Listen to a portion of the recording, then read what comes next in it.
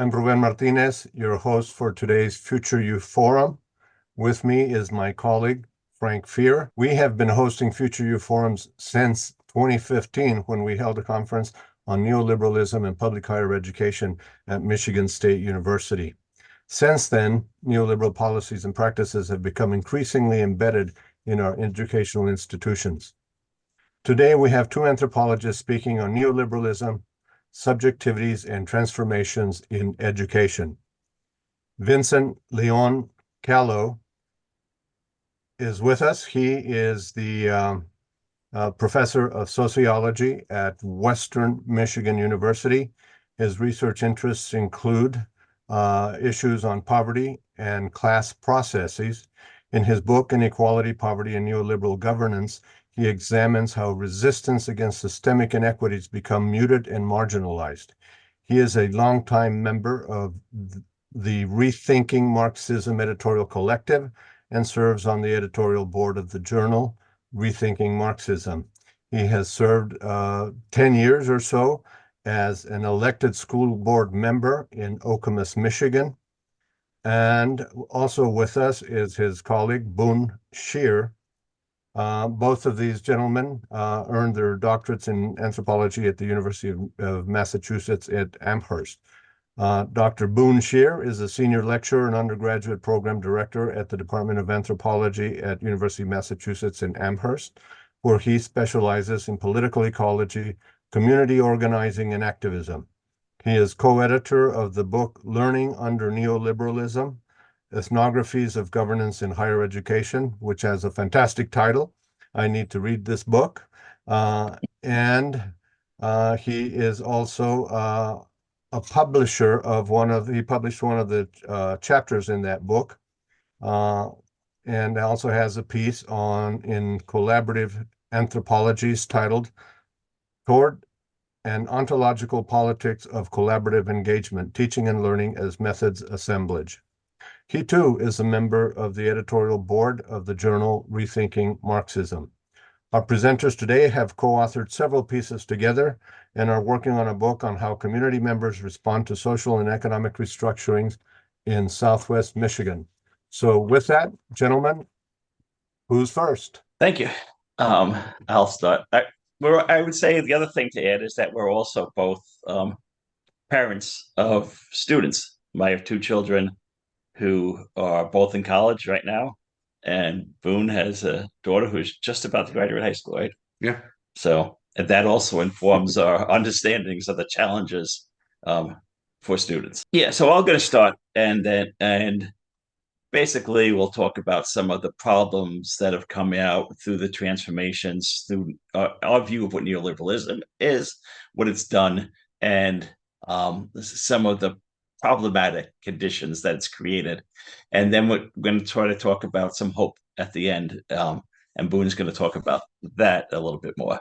So try to make suggestions and raise questions to consider, presentation. We don't have the easy answers. There's no easy answers to these problems, right? So to start with, talk a little bit about a view of what neoliberalism is and how it was sold. There was this story that was told that it was going to bring about economic growth, shared economic prosperity for all, and freedom from authoritarian big governments, right? If we just we cut taxes, cut government, get rid of regulations on capital and people, promote free trade and the free market, replace the private with the public, promote individuals competing in the market so they can be free individuals who make the best of themselves, invest in their human capital, and do that over communities cooperating together. That was the thought of us holding us back a bit.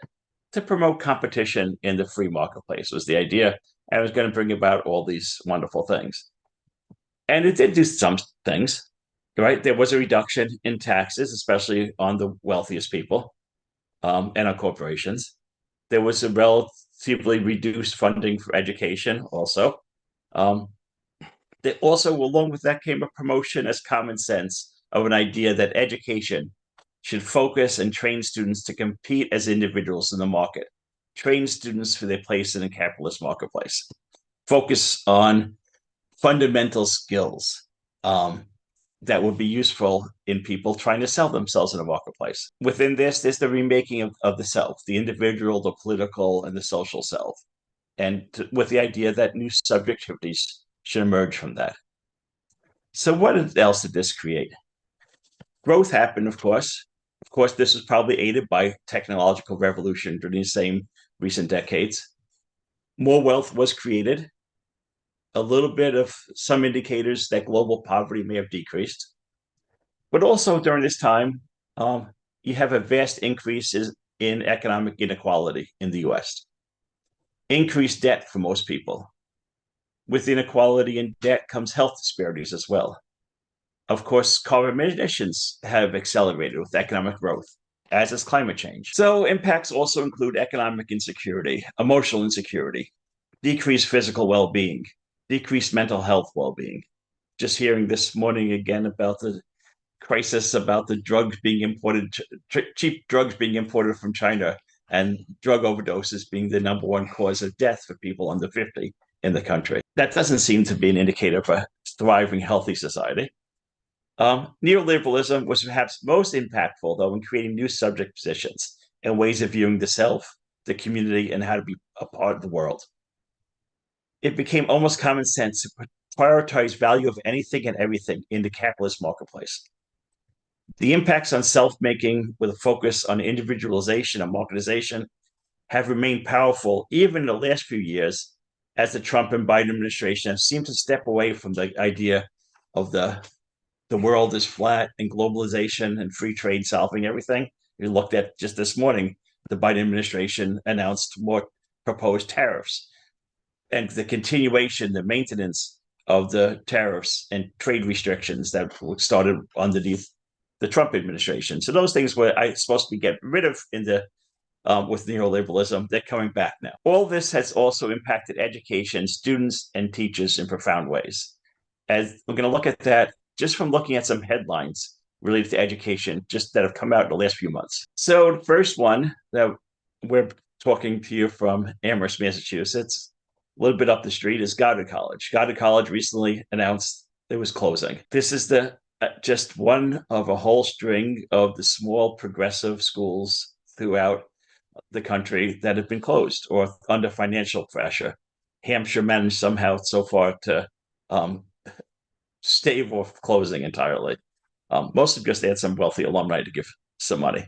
But you see this all over the place. And it's usually enrollment pressures and financial issues are cited as the main contributors to this. My son, when he started college, he was so excited to go to Marlborough College up in Marlborough, Vermont, a small alternative progressive school that promoted the idea that the community, the students, the faculty, the staff, the administration, all decided things together. And it was about teaching and educating the whole self in this radical new way. He started school, and by October of his freshman year, it was announced, but the administration, the board of trustees, gave up on that whole idea of community involvement, community governance, and they were unilaterally deciding that the school was closing down. They were going to give their endowment to Emerson College of Boston for a promise that the few students who were there could transfer and go to school in Boston. Some people did that, others, and some of the faculty could also move there. Some people did that. Others, like my son, were like, I was going to this progressive school up in the mountains of Vermont. Why do I want to go to school in the middle of Boston at Emerson College? But this is just one example of so many. And it was just so profoundly disappointing to a lot of people, was the end of this promise that there was a place of hope and difference, that was going to be allowed. The other thing that's happened, you can see, is the cutting of humanities and social sciences. A large state university, St. Cloud State University, Minnesota, just announced major cuts in degree programs and faculty. 136 degree programs, including criminal justice, Spanish, gender and women's studies, sociology, physics, environmental science, economics. 50 out of the 85 minors, including African American studies, American Indian studies, and 57 faculty positions would be eliminated. 13% of the total faculty at the school. The idea is to focus on those jobs that are basically teaching people the skills that the marketplace demands now. And who needs sociologists or people know how to speak Spanish in today's world? Or I guess physics either. Because if you look at other schools, physics was also eliminated at UNC Greensboro when they cut anthropology and geography, religious studies, teacher education, and 16 other programs this spring. Marymount University recently announced cuts in philosophy, math, art, history, English. It goes on and on. You'll look at Miami University in Ohio, 18 majors, all under the liberal arts umbrella. West Virginia, last year, cutting 143 faculty positions. And it's mostly these liberal arts programs because the logic is what's the value of higher education is for job training. And does liberal arts and humanities have any value in today's new education institution? These are just a sample of these transformations. Along with that, if you look at the K through 12 level, there's discussed this epic crisis facing education 2024. No more teachers. Current teachers exiting the field and fewer people going into education training programs. Pennsylvania just announced that they have this dire crisis that they need to hire at least 15,000 teachers in the next 3 years, which is nearly 3 times the number of people in state-certified education programs. March 2024 alone, 56,000 teachers, other educational staff quit their jobs in the US. Why is that happening? What's transformed to make it that education is not appealing to students as a field to go into? And teaching is something that so many people, once they do get into it, quit as soon as they can, find something else. Part of it is it's pay, but part of it is also what people talk about as working conditions. But is there anything else that's happening to make it such a less appealing job than it once was? Another headline I just saw was, this is the exact wording, manager says his 18 to 25-year-old workers completely shut down when a task requires critical thinking skills. They've discussed how students and young workers are very good at doing the task put in front of them, but not thinking about creatively or critically about how to do things differently. What's creating that? This is just one person, right? But then we talk about this as a problematic that's happening. Related to that is stories about student apathy, investing in education, not feeling it's something of value for them. You can look at this. The other problem that a lot of places are considering today is the unwillingness of so many young men to pursue higher education. Why is that happening? The funny thing is, you look at schools like University of Vermont, their solution to this is they got to promote that you can go hunting while you're there. Because I guess if you don't go to college, you can't go hunting. But this is, you have to think something to do. And then school absences have exploded. So people aren't going to school. They're not paying attention when they're there. And they're not being invested in critically thinking about it. You see, if over and over again, reports are that what people are trained to do is to think, how do I get the credit? Right? And you look at, there used to be, when I first started out teaching, we would have talks and bring in scholars. And people would come and listen to it. And when I was in college, it was really exciting when you'd have different people coming in from the outside the university. Now, nobody even wants to have a host a talk because you'd be embarrassed when nobody shows up, not even your colleagues. What's happened to the intellectual life that's occurred? And how many people haven't heard the story? Somebody misses class, they come and ask, did I miss anything important? And usually I tell them, no, I saw you weren't here, so I decided not to do anything important the last class, right? But it's, or does this count when you're doing something? Meaning, does it count towards your grade so you can get the credits? And I say, I don't care about your grade. What I would care about is your learning. I don't care if you get it on Saturday or Monday or Thursday, as long as you learn and think about it. And you get these comments over and over again for people, seniors in school, this is the first class in college where I'm expected to discuss ideas. Going along with this is a youth mental health crisis that's gotten so much attention recently. When I was on the school board and brought this up 10 years ago, people did deny it happened. Then they said it is, but it's not our responsibility. We can't do anything about it. Now there are in the school where I was on the school board for, they have counselors in the school. Something I was told 5 years ago was not going to be allowed. They have therapists within the school. But that's treating the symptom of it.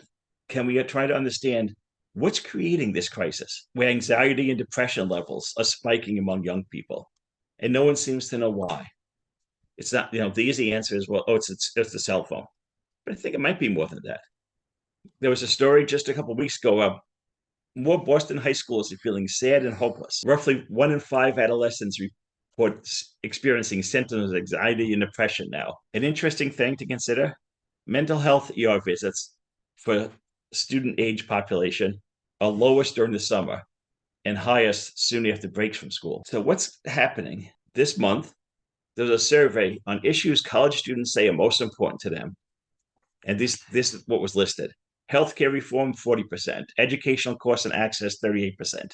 Economic fairness and opportunity, 37%. Racial justice and civil rights, 36%. Climate change, 35%. Gun control and safety in schools, 32%.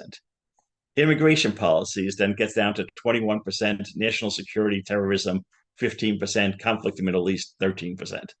But you see those first 6 are all about the same, the most important. And we're all about structural things that are impacting lives: safety, climate change, economic inequality, economic fairness, the cost of school. Healthcare reform is barely discussed politically any longer. Economic inequality, housing costs, debt, homelessness continue to increase in the country, despite the Biden administration proclamations that the stock market's doing well and GDP is going up, so we have a thriving economy. More than half of recent four-year college graduates describe themselves as being underemployed today. College costs continue to increase. There's been a little bit of student loan debt forgiveness, but no plans apparently can be come up with to control the cost of attending school. So is the idea that you go into debt and then hope that will be forgiven later on? There's a total 2024 student loan debt is now $1.74 trillion. Racial justice and civil rights, DEI programs being banned across the country, staff are being fired, talking about racism or sexuality in K through 12 school curriculums protested by parents and community groups, and books being banned. What might students think is happening? Climate change, carbon emissions continue to increase. Scientists can't explain the increased heat in the oceans, record temperatures every year. Has that become part of the K through 12 curriculum? An article just last week, the headline: high school students frustrated by lack of climate education, press for change at school board meeting. Safety and gun control, is that even a real discussion? What you see is you have performances. And in the last couple of years in Michigan, at Michigan State and this high school in Oxford, Michigan, you had 2 large school shootings. What were the responses? Largely performance. At a lot of schools did what my public school system did, told the students that they couldn't carry their backpacks any longer. Of course, the student in Oxford who had his gun in his backpack in his locker went to his locker, took the gun out, and killed a bunch of people. At Michigan State and at Western, where I teach, the idea was you got to have lock the doors in the classrooms. Of course, there's no way of seeing who's there. So if I lock the door in my large class, 100 students in the room, somebody comes 3 minutes later, knocks on the door because they're late. I open the door. They can walk in with a gun. It does nothing but except for create the appearance. And the students aren't stupid. They realize this. When we ask students, one common sentiment expressed is the lack of time to think, time to create, time to relax. And what you see is a speed up in work. It's well intended so that the students don't fall further behind. They can compete. But to what impact does that have to have more and more work on them? Where the place that most young people spend most of their time is in school. And a lot of school systems, what they want to do is extend the school year. What's the impact of that? That way that students can compete. This is supported by this fascinating recent study out of the University of Georgia that found that the time high schoolers spend on so-called enrichment activities, including tutoring, sports, schools, clubs, even homework, is negatively affecting their mental health.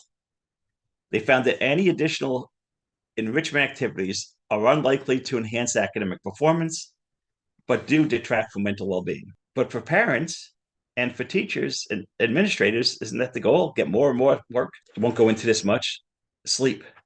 The CDC, the American Pediatric Association, say that young people have a chronic sleep deprivation because later school times will promote adolescent well-being, but nobody wants to change that. The Surgeon General last May released a report about the devastating impact, the epidemic of loneliness and social isolation in the country. There's this growing social isolation, lack of social connections on students and on faculty. Are we doing anything about that? Then there's the authoritarian turn in education, which we could talk about later. So what's to be done about this? There's little to no demonstrated ability for schools to actually impact what students identify as their major concerns. When so many caring, intelligent, interested young people who try to be creators outside of school have disengaged from schooling and society, or that young men are increasingly absent from college campuses. Is it a surprise that so many young people feel despair and live with anxiety and depression?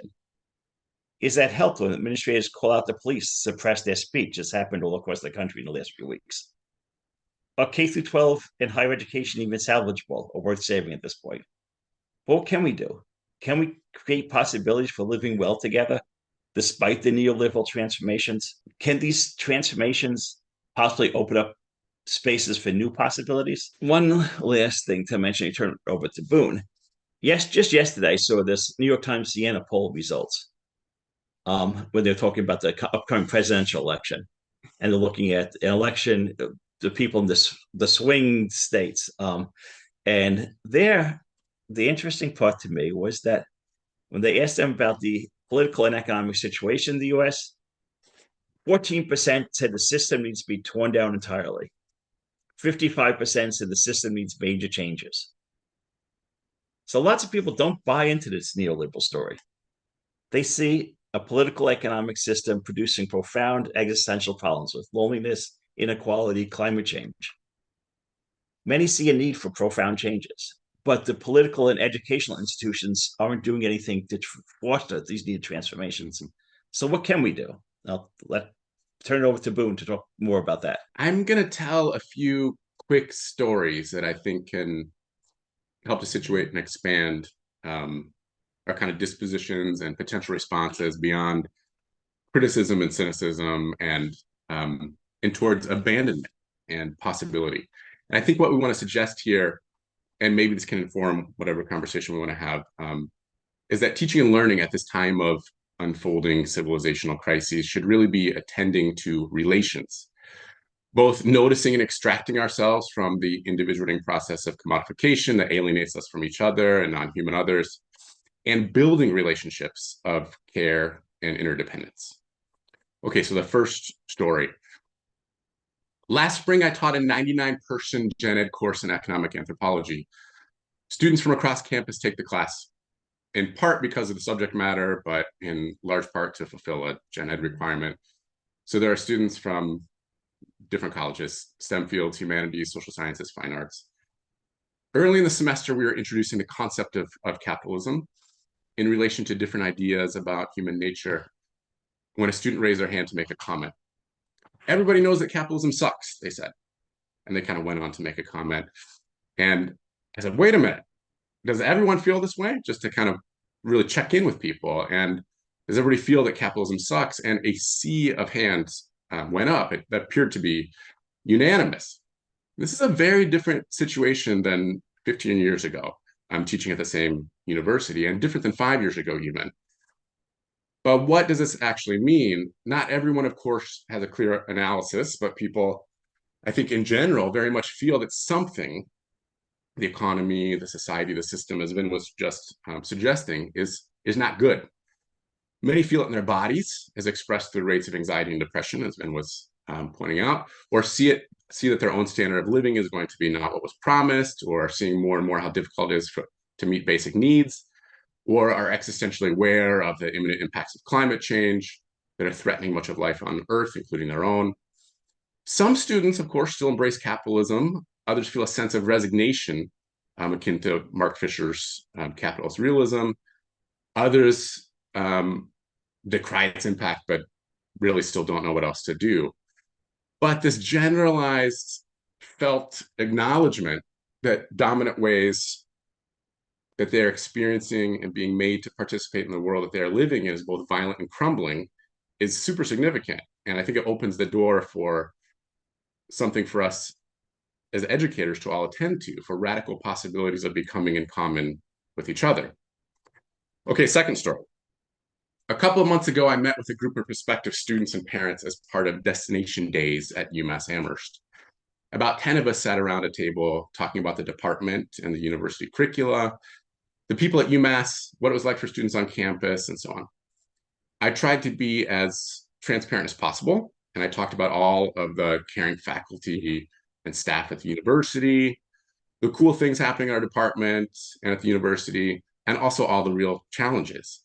The cost of living, the dearth of housing, pressures to credentialize and professionalize, and the overall well-being of students, not just at UMass, but in general.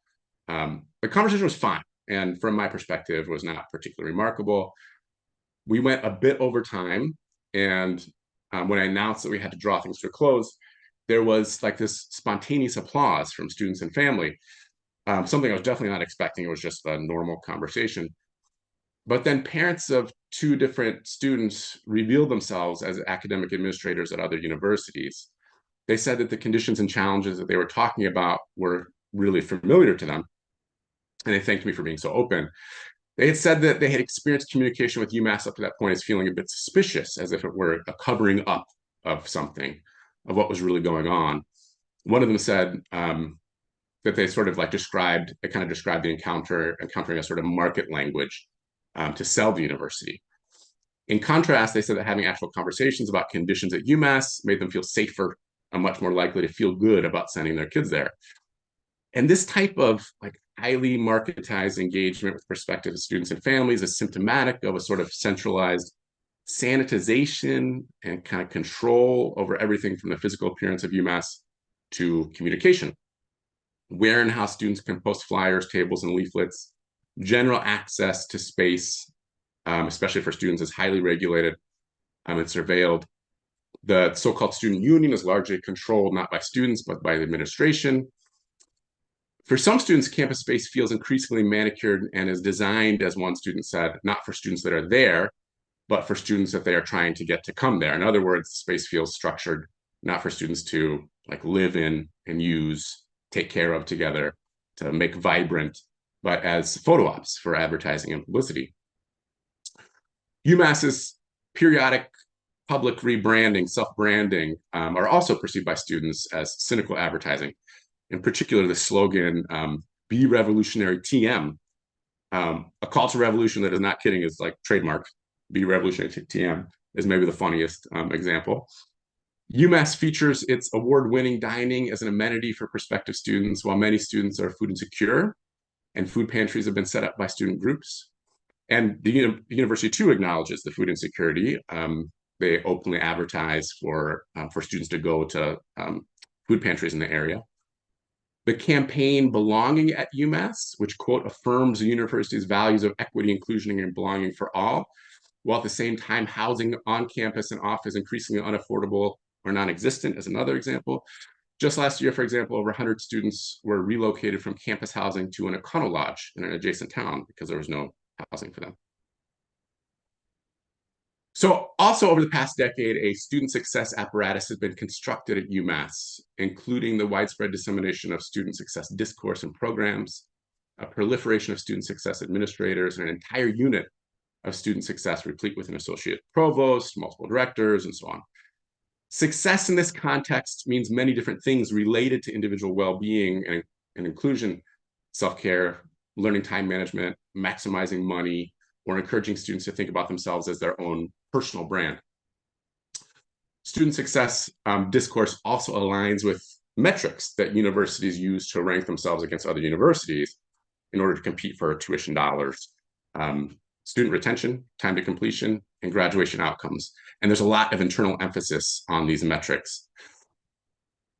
Everyone that I know that's part of student success projects, all the administrators, different folks, are really kind and caring.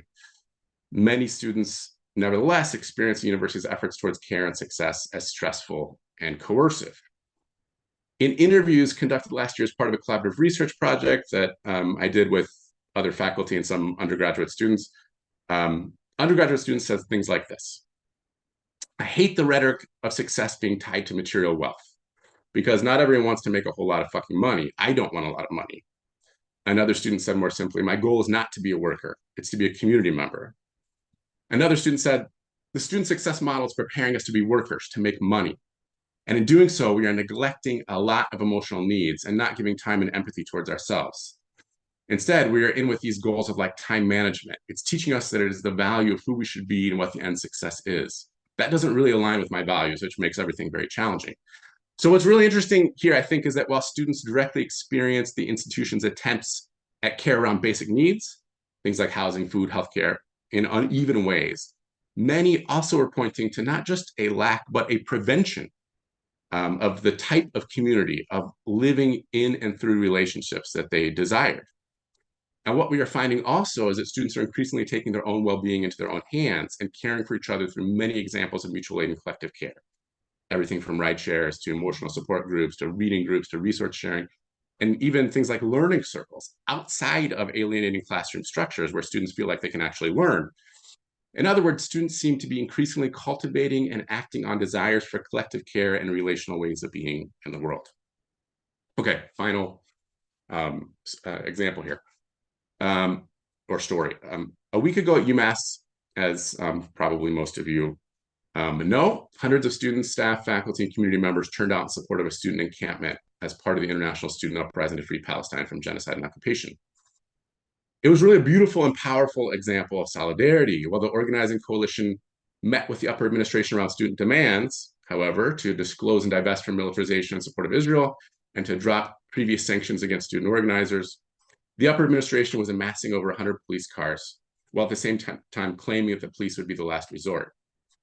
A few hours later, the chancellor had militarized campus with police in riot gear who went on to arrest over 130 demonstrators, brutalizing students, throwing them to the ground, pulling down their necks of kids, putting knees on their backs, zip tying them. Reported injuries so far include a broken leg, dislocated knee, many bruises, and of course, lots of other physical and emotional mistreatments. Now, many faculty administrators and a lot of administrators too are upset and outraged with this treatment and the actions of the chancellor. Public and private condemnations are amassing. Many other efforts are being organized to make sure students aren't punished further and hold the chancellor accountable. Student organizers, for their part, have been publicly less concerned about their own academic standing and more concerned about halting a genocide. Longtime organizers for campus demilitarization, the UMass dissenters, for example, say the chancellor was just a symptom of a system meant to maintain profits. The ongoing mantra, cut ties with war profiteers, divest from companies that support occupation and apartheid. And these demands have broad support among students at UMass. Through the student government, students overwhelmingly, I think 75% of students voted in favor of a resolution to cut ties with Raytheon and entities that were part of the global BDS movement. So students are showing like real moral clarity for all of us.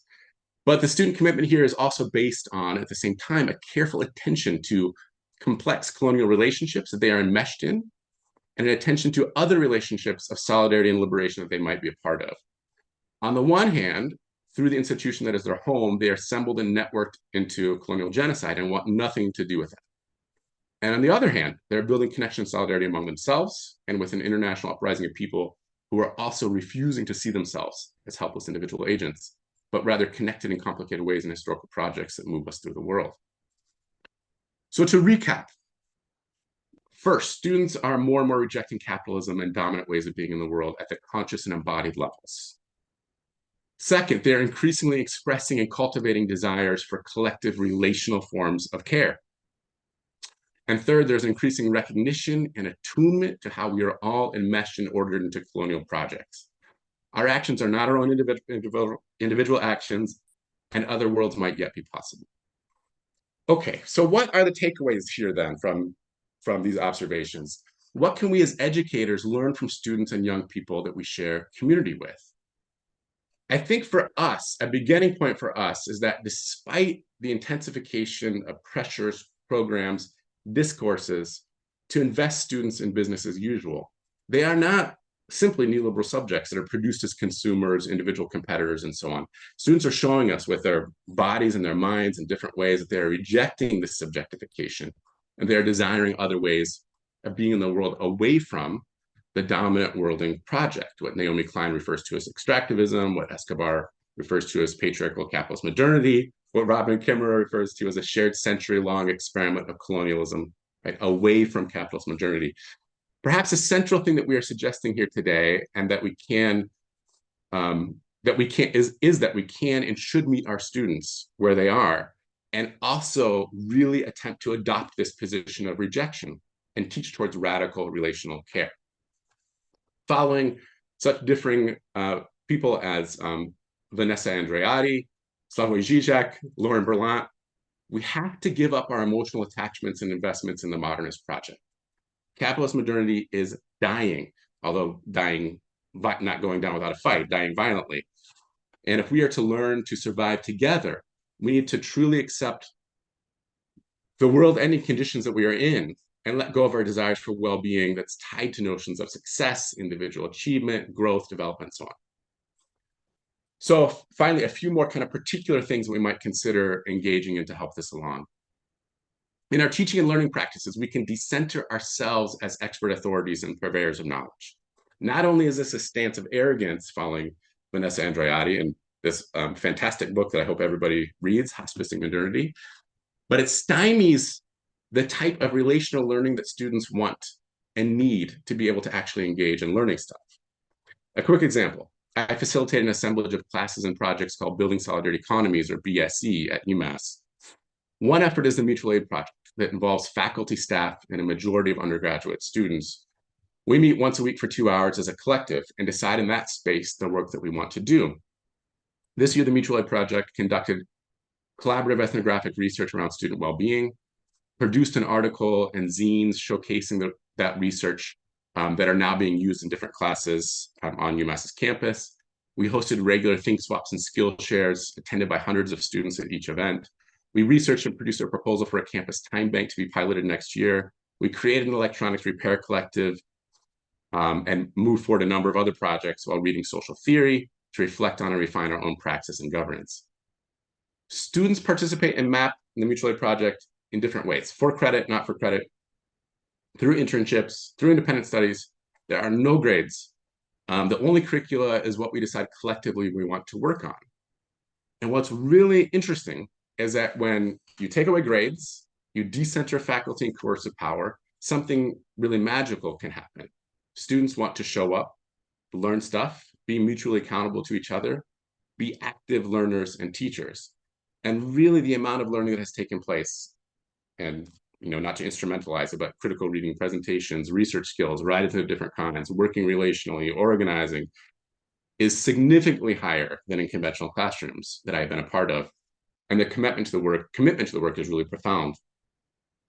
Okay, so another thing we can do is to decenter the classroom. As much as possible, we can join other learning communities that are already invested in creating other ways of being in the world. And another class that I teach on economic theory and post-capitalism, the curricula is designed in dialogue with communities and organizations that we learn from and do research with throughout the semester. Student reflections this semester, per usual, have talked about how they have learned way more than in other classes. And not because of anything I have taught them as an expert, but because they were directly learning from and with other communities that are doing the work that we are reading about. And this class, like MAP, is oriented towards advancing the work of organizations that are building economic and social possibility, things like cooperatives, intentional communities, land decommodification of different kinds, commons, mutual aid, showing emerging worlds of interdependence and relational care that students and all of us are increasingly desiring or might desire, if we're able to kind of accept and reject the conditions that we're in, or we'll need to necessarily involve ourselves in more to survive and thrive in coming decades. So of course, those two examples are specific to my location at a particular university, the relationships that I hold and the particular conditions of possibility that are there. We are all positions in different ways. But I think just as students are doing, we can learn to become more attuned with our relations. We can interrogate the ways in which our unconscious desires, our fantasies, our everyday practices, and so on, invest us and attach us in harmful projects. How are our desires for recognition, for professional advancement, individual expertise, how are they holding us to and enrolling us in fantasies of a particular way of being and doing, of a particular world that is coming to an end? How are we keeping that alive through our own desires? If the latest IPCC reports, for example, are true and that runaway climate change is imminent, shouldn't we be directing and steering our own teaching and learning practices towards really advancing other worlds, other ways of being that can help us to learn to survive? We should be having those conversations, those reflections as much as possible with ourselves and in dialogue with others. What can we let go of? What can we abandon? And what can we build from where we are? Wonderful. Thank you for your presentations. I really appreciate the concreteness of some of the views of the students and also the solutions that you propose. I'm wondering, we're producing, you say, subjects, entrepreneurial subjects or neoliberal subjects. What did it mean years ago to be an educated person? And how does that contrast with what we're producing today? And by that, I mean a college-educated person. Like when you started college and those before you, there was a perspective of, what it meant to be educated. Well, I don't know if there was a perspective, though. Okay. You have like the post-war boom, and I think there were people in the GI Bill, and that there was always this tendency, and that, right, both for job skills, right, to get a job out of it, but also to be a member of a community, to be a member of the society, to be an educated participant in a democracy. It seems to me that if people were really interested in saving democracy, they would think that one step in that would be to have an educated populace who could participate in democracy. And I think there was this tension between those two positions for a long time. One of those positions seems to have won universally almost in higher education, and disturbingly in a lot of K through 12 education. That the one of that people, it's just about education for job training. Mm-hmm. That's what used to make sense for people, like I said, to go hear a talk. Mm-hmm. How does that help you get a job, though? But what does the subject we're producing now? I mean, I remember years ago, this in the early 80s when I started teaching, I was the junior person and was assigned the evening courses. So I didn't watch Monday Night Football for like 7 years. The thing of it was that I had a lot of what I would call returning students. These were people in their early 30s and so on. They were working at a financial data, kind of archive that was in existence.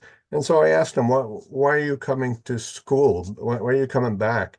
And they said that their education, because they were accountants and in finance and so forth, Mm-hmm. had become very narrow, and they wanted to expand their understanding of the social world and the political world and so forth. And it seems to me that some of that, I mean, maybe those were indicators of we were going back then, but it seems to me that some of that has actually taken hold to the point where now most of our college students are experiencing that narrow educational experience, and they have become more and more alienated from their own social being, if you will. Well, I think that's true. And I think it's not just an experience of of their education, right? I think people are feeling alienated from dominant narratives and dominant discourses that provide meaning of well-being in the world. So just the very idea, I think, for more people, at least the who I work with, the very idea of like going to college to be able to someday get a job, whether it's like a narrow view of a job or any sort of job, right? To like then like have a normal life, you know, live in a house somewhere in the suburbs. Like it's just not landing the same way. It's not making any sense when what you're seeing is, and what you're being aware of and what you're cognizant of is like, you know, the actual conditions of the Anthropocene. So I think for more and more students, there's just like a dissonance from like any sort of kind of formal education or any sort of movement through the world that's like not attached to an acceptance of like the real reality that we're in, which is that we need to figure out how to not be alienated from each other, but to really form ways of being in common with each other, different types of livelihoods. Right? And they also realize that that other vision is impossible for many of them. Yes, I mean that's precisely yes. You That can't, it's you know, because and it's going to be increasingly impossible for everyone. right. Yeah. Who can afford that house in the suburbs? Yeah. That it just one of my son was talking about some of his friends who, you know, post college, they've got their jobs and they're trying to figure out, can they afford a little house somewhere? Not unless they magically make up a relative who's going to give them a few $100,000, and they some of them don't have that. So what do you do? So they have to come up with another idea, and they don't really want that anyway. It just so how do we create a world in which people can imagine a world that they want to live in, and that's realistic for them to do? And do we just keep teaching as though it's 1970? Really orient ourselves in those current conditions, right? And teach towards well-being with from the conditions that we're in.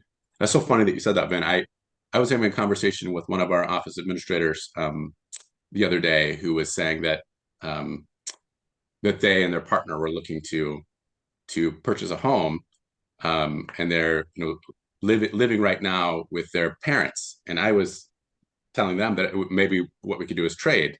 I'm living in this home that I can't afford, and just thinking how great it would be if I could live in the basement of my parents' home and have all of my material needs being taken care of, or like a lot of my material needs being taken care of, and have that kind of enormous stress of like living week to week, you know. And I have a relatively good job, supposedly, and secure. But yeah, I think like for more and more people, just in many different ways, this idea of, you know, kind of conventional ideas about the American dream or conventional ideas about, you know, just kind of moving forward through dominant notions of progress, that things will just get better. It's just not stable anymore. What's wrong with the idea of living in community with family? Yeah. But that's projected as being a failure, right? Yeah. Yeah, that's the narrow neoliberal view of it. And you know, I've been saying that neoliberalism has transformed education from K through 16 or whatever as a handmaiden of industry, basically. But you know, talking about the aspirations of the students, I mean, I remember back in the 90s when the idea first sort of hit the public arena that students no longer believed that they would be able to do better economically than their parents. Right. So that was that's almost 30 years ago, right? Yeah. Quite a long time. And it just seems to have worsened over time. And the students are very, very much attuned to this. Yes. Right? Yeah. Yeah. And so it's if that's the reality, what do? Do you just keep trying like spinning your wheels against that condition? Or can we figure out how to do something different? And as educators, is the goal to just try to convince them, no, if you just work harder, right? If you just, you know, get a better grade, do some extra credit, do some extra work, then you'll get into the right school. And that right school will help you do this. And right. And that game, is it really doing anybody any favor when people are lonely, depressed, and isolated? Right. Yeah. So Yeah. one of the things too that we need to consider, and you talked about sort of the, globalization kind of being turned back, neoliberal globalization. Uh, but have you given any thought to the notion of neoliberal nationalism, which is what I think what we're experiencing now here in our own country? Yeah, that's one of the interesting shifts. It's not just in this country. Right. That's the national populism. This is spread, we're a little bit late to that compared to Turkey, Philippines, Hmm. Hungary, Hmm. Russia.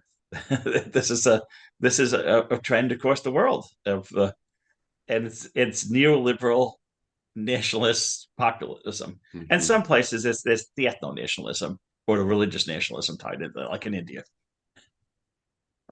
Right. But yeah, and it's interesting the flexibility, right? Because it used to be this idea that it was about globalization, right? Globalization and free trade, and that was going to lift the Hmm. rising tide was going to lift all boats, right? Hmm. And now we have to have isolationism and nationalism again. I've talked to some students in some of the classes where I've done some guest lectures and so on, and I talk about the different dimensions of neoliberalism and so on. And some of them come up afterwards saying, I didn't know it, but because they oppose some of what you're saying, but they're also holding neoliberal ideas. I mean, we're now Hmm. into the third generation of kids who have been raised under this. And so these ideas, when you talk about subjectivities, they're pretty well planted in our society. Right, but I think there's some spots of rupture within that now. When and I don't want to be one of the economic determinist leftists who think that once conditions get so bad, people will turn to something else. But and I think what maybe they turn to is the nationalist populace, right? Um, Without like some real alternative, right? right. And like actual stories of something else that maybe could work. I think So that's right. how do we create those alternatives for people? If people aren't if that survey that just came out yesterday is correct, and 70% of the people in these swing states think the political economic situation needs to be dismantled. And what's the alternative being presented to them? Well, that's the Yes. question, right? I mean, the discourse, the public discourse, and you had mentioned the term authoritarianism earlier. We really don't have, a public arena in which these issues can be discussed, right? And we seem to have some of the uh, foot workers of neoliberalism just downplaying anything that is presented as an alternative and so forth. But yeah, there's disillusionment and there's uh, I think a sense that we need something else, but there's no vision for that something else. Well, I mean, I think there's no. I mean, this is reminding me, of course, of like the Gramscian, the old world is dying, the new world struggles to be born. Now is the time of monsters, of course, right? So Interregnum.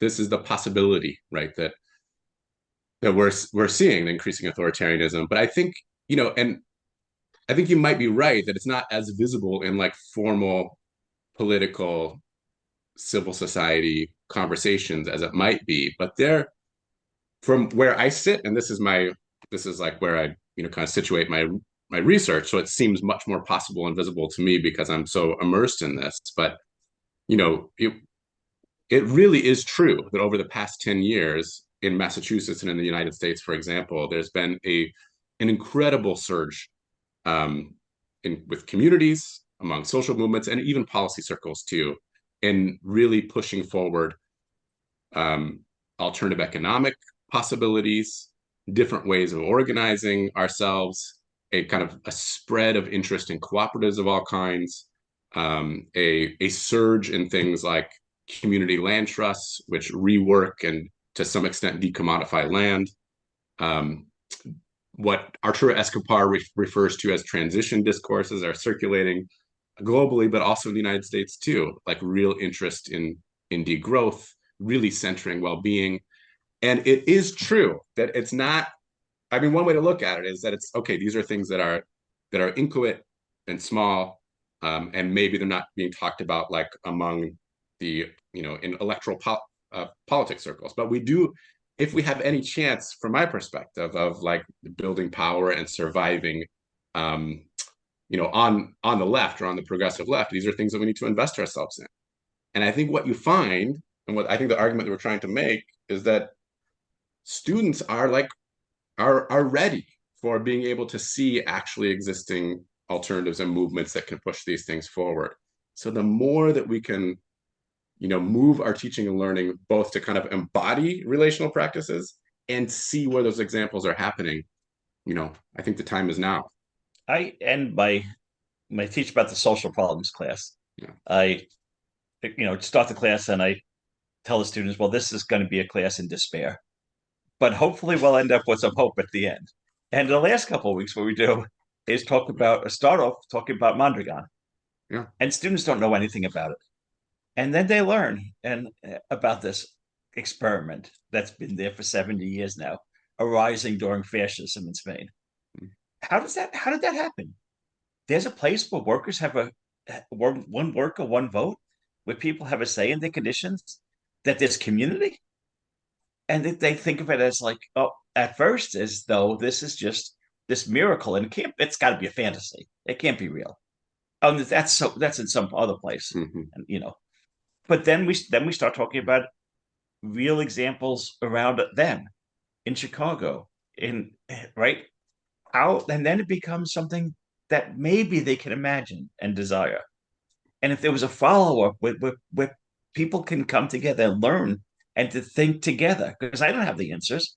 Yeah. But what we need is people who care coming together to think and come up with what kind of world do we want to live in. Instead, we're just ignoring that, and just so much of the teaching is like, let's go back to business as usual, pretend that these things aren't happening. But we should have a new metric where you refer X amount of students to counseling, and if we have 10,000 more students going in for depression this year than last year, that means the university is doing well.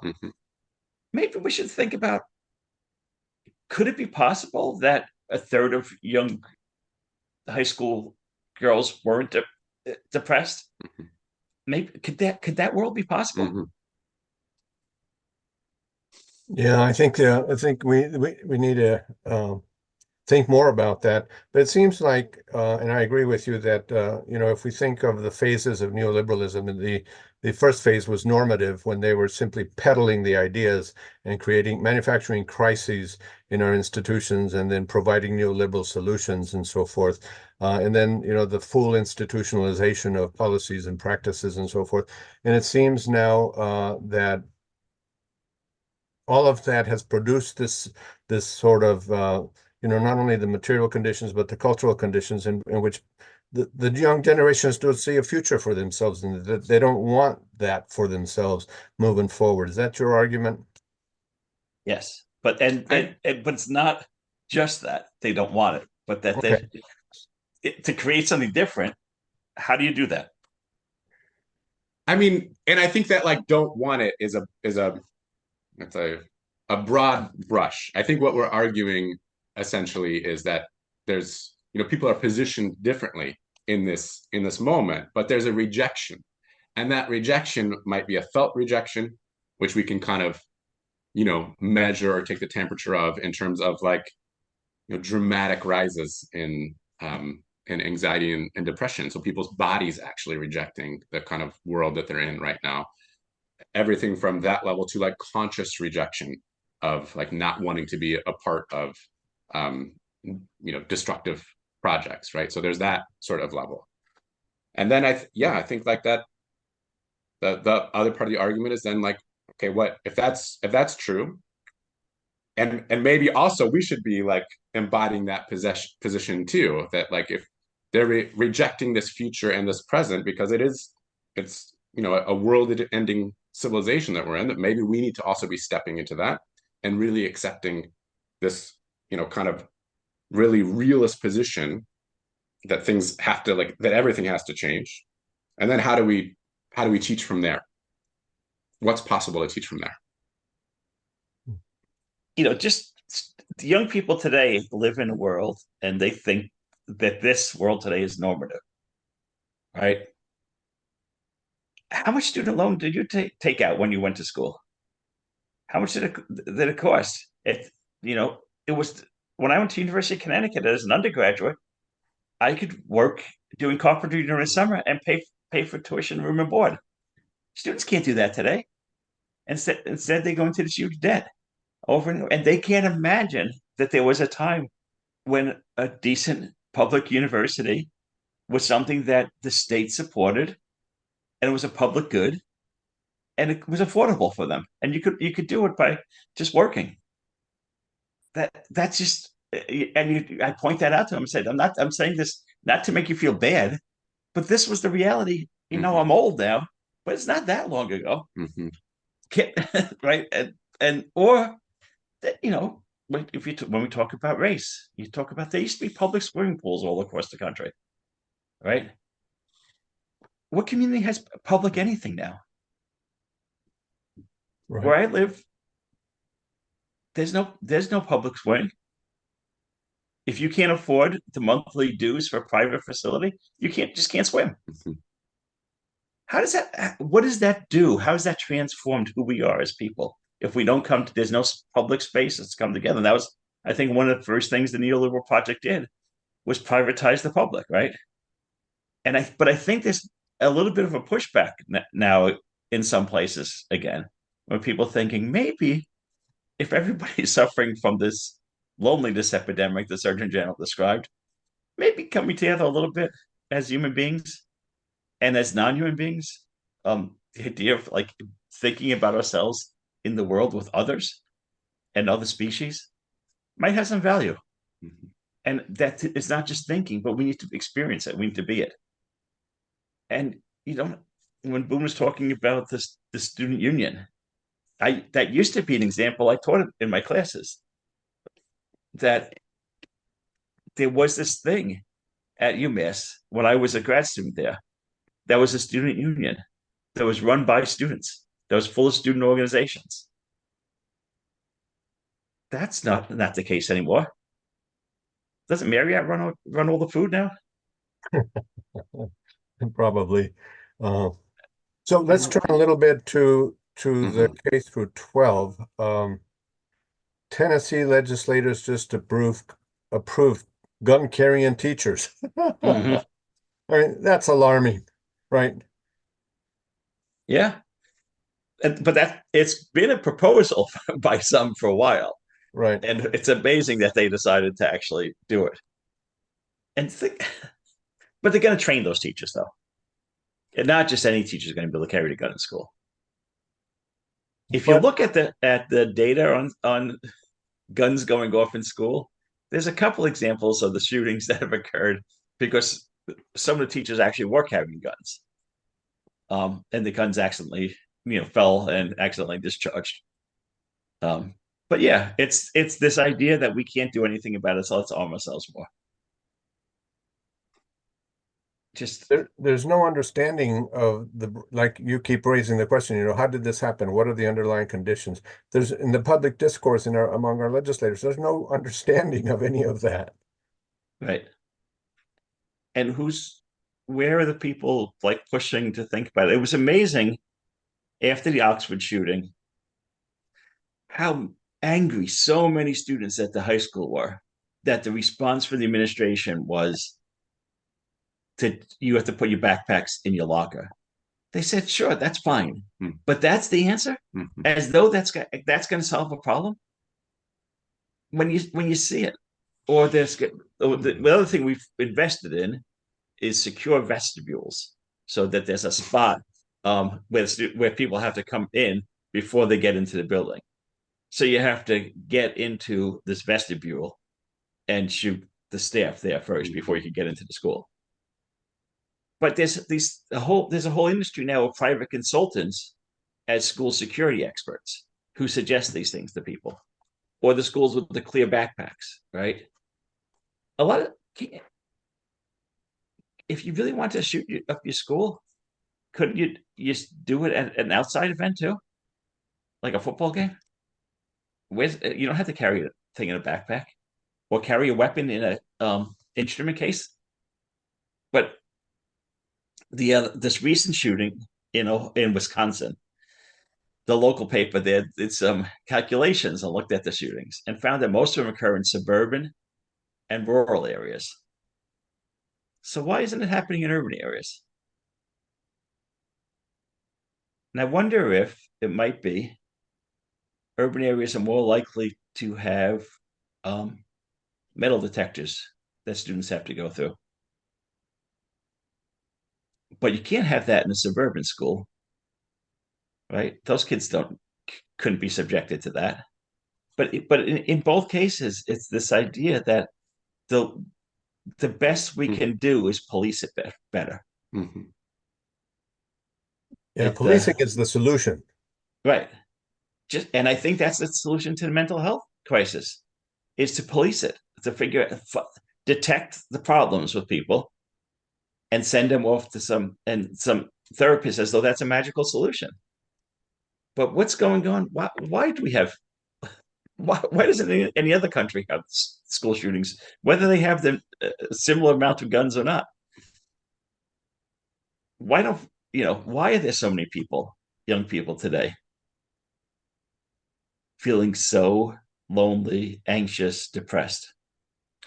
I think, like, for me, I just want to try to reposition this a little bit, and maybe this is a way to say it, that I think that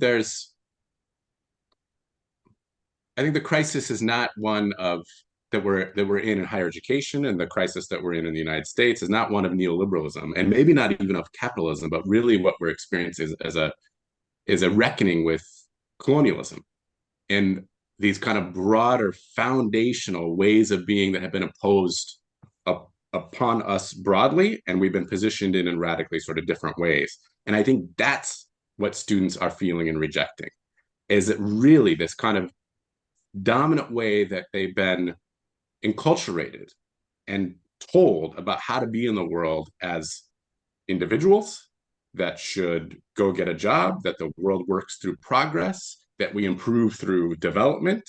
I think those are these kind of metaphysical features of colonially imposed capitalist modernity is what we're up against. And maybe, like, the clearest way to be thinking about it is really in terms of the ecological crisis, where if we take that seriously, we're undermining our own conditions of life. And students are not just feeling lonely, they're feeling that and seeing that and thinking, and I am too, I think many of us are too, like, well, what are we doing? How does it make sense to continue to, like, go to school to get a job when 10 years from now, according to I don't know what the latest is, but it seems like it's 20, then 15, then 10. The IPCC report declares that it's just too late. It's runaway climate change. And then food systems collapse. Ecological systems collapse, right? Like, the really foundations of life collapses. And I think students are beginning to feel like, okay, how I've been taught to live isn't working. What else is there? And so really, that's, I think, what we're up against in multiple ways. And so how do we think about, like, teaching? How do we think about embodying and producing the type of teaching and learning that can create the sort of movement, creativity, togetherness that could find solutions? And then how do we kind of move towards and show students and ourselves ways of being that already exist in the world that we might attach ourselves to, learn from, help to advance? One of the ways I start off teaching my modern social problems classes with this, what I see as a really nice film by Naomi Klein and Ari Lewis. This changes everything. When they talk about climate change, but they start with talking about the 1800s and this change in perception, right? That happened, that we can have science that can engineer the world, that we are separate, distinct, that we as humans are separate beings, distinct from everybody else. and that we just need to make the most of ourselves and compete with each other. How do we transform that idea back to something else? Or maybe not back, but into something else, into where we think of ourselves as being connected and needing to be connected to the rest of the world. That for us to live and thrive, that others need to, instead of that there's this world for the last 100 years of nonstop competition with everybody else so that we can win somehow. Yeah. And Yeah. and can you begin to think differently like that? And it'd be difficult, because if you tried to do that, to teach that way in a traditional public school in many parts of the country,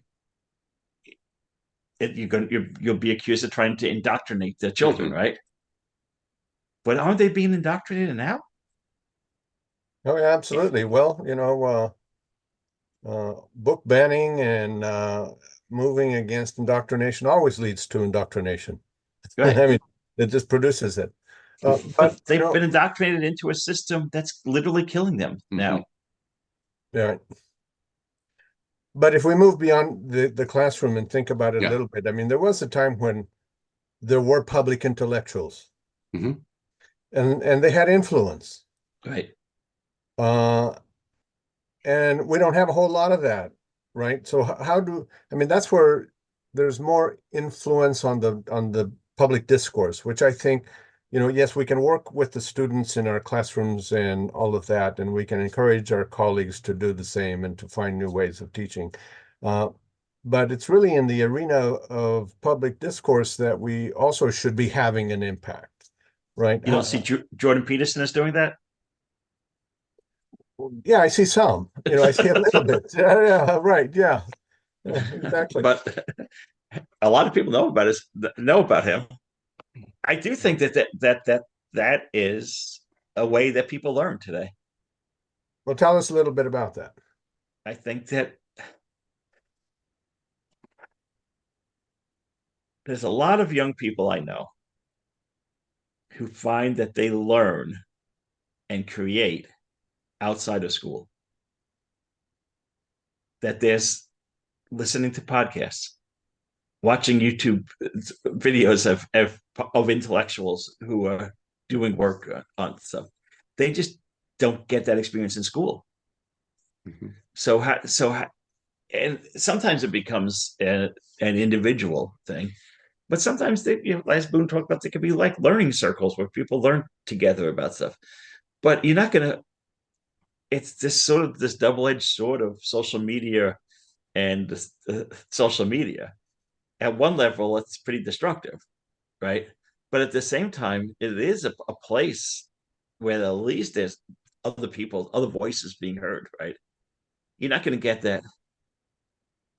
We have, what do we have, like 150 different news channels now on cable television, and they will tell one version of the same story. You're not going to get that there. But on the internet, as long as that's somewhat free, there's all kinds of information available for people. But there isn't really, you're right, there aren't public intellectuals. There's not a space for it. There's also, I don't know, at some level, I think it was sort of a loss that we now have all these options, that there's not like a shared sense of with other people. Nobody, like it used to be that everybody saw the same news, right? And talked with each other about it. Now would you just get your own thing? And this, how do you begin to create spaces where people can learn together? Because I think there's like social media, you can learn individually. There's all kinds of podcasts you can find that are very interesting that you can explore as an individual. But where's a space to do that and learn with other people, to think with other people? How can I actualize that? How can I put some of this into practice? These ideas that I'm learning about. And that's a challenge, I think. Yeah, there has to be an opportunity to discuss them, to hear them, but also to speak them, because, I learn a great deal about my own thinking when I'm making presentations, because I have epiphanies when I'm talking about these things. or when I'm responding to questions that students are asking or other people are asking me. I literally have epiphanies when I try to provide a cogent, informed response to what they're asking about.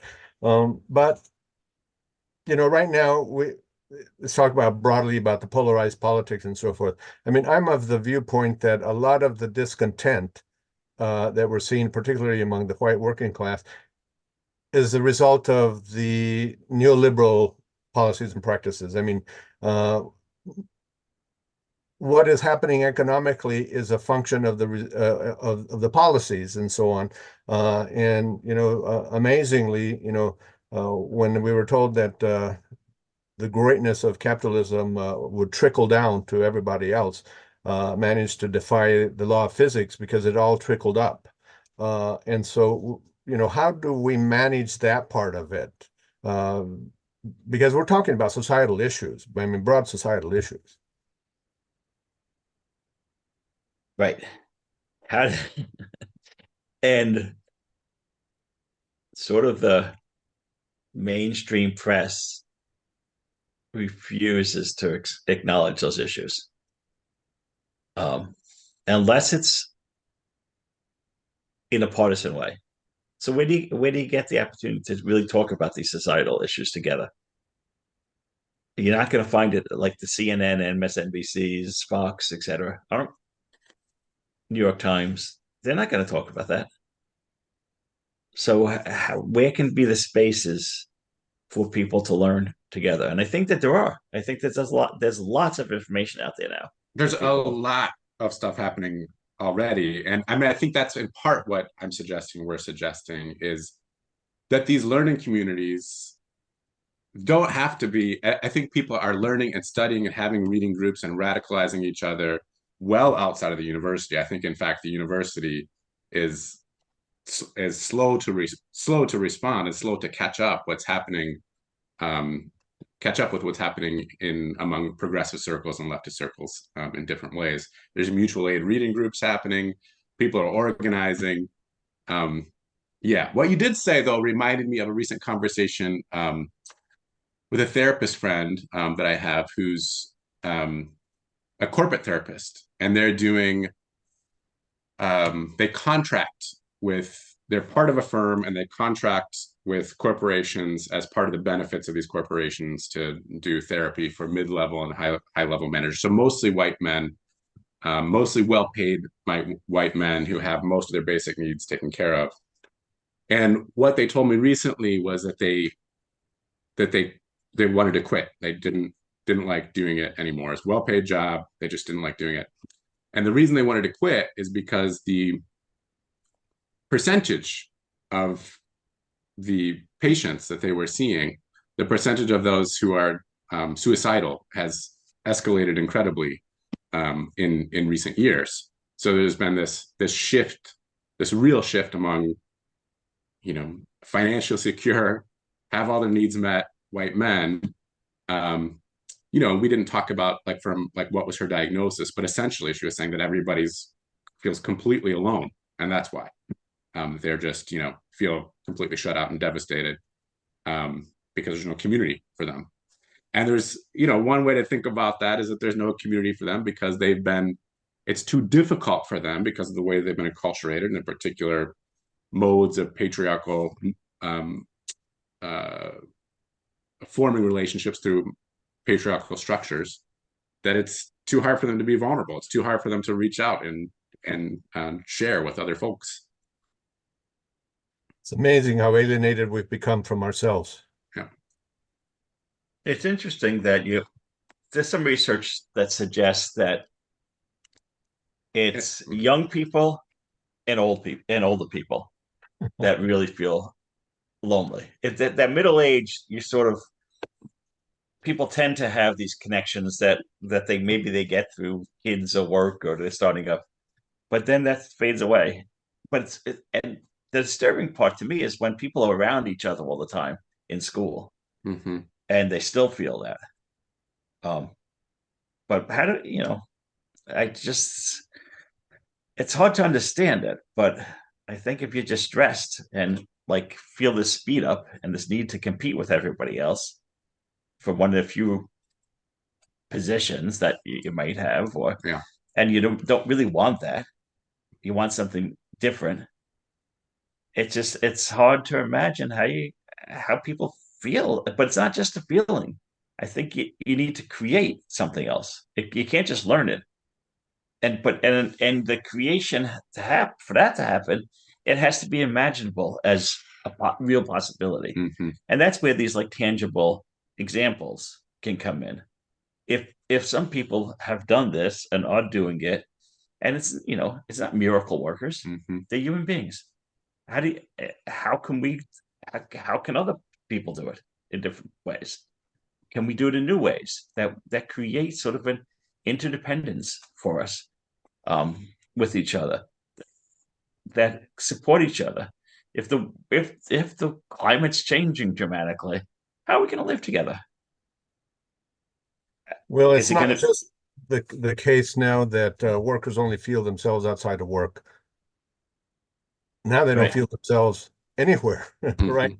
Whether at work or outside of work, unfortunately, because it's so total. Well, and I think a lot of young people in school, they're never outside of school. Mm-hmm. They have school, they have homework, they don't even get sleep, and we have to and the answer is just more of the same. More and more of that is somehow going to help people, so that they can somehow compete with other people. Yeah. Well, we've come to the end. I've really enjoyed this conversation. We've come to the end here, and I want to give each of you an opportunity to make some closing comments. I would say the one closing comment I would say is, a lot of this is negative, but what we want is for you to think about the hopefulness, that there is a space. I think that there's possibilities emerging where people are coming to cognitively be aware that they desire something different. Then the world, as educators, seems to be to help facilitate that. And I think it's not going to be easy, but it's not going to happen if we just keep doing the same type of teaching we've always done. I mean, I think, yes, I think so too. And I think it's also to maybe not just a hopefulness, but a sort of like